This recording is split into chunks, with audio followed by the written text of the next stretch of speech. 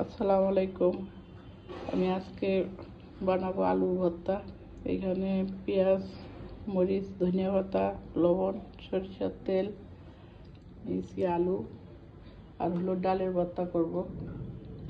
এখানে মসুরি ডাল, এই যে এটার ভিতরে ভর্তা করি আমি সবসময়। আমি এটা দিয়ে ভর্তা বানাই।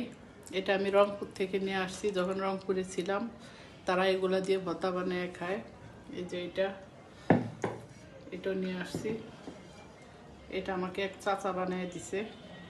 এটা এখনো আছে, আজকে অনেক বছর হয়ে গেছে, 20 বছরের মতো। আলহামদুলিল্লাহ, আজকে আমাদের খাবার এখানে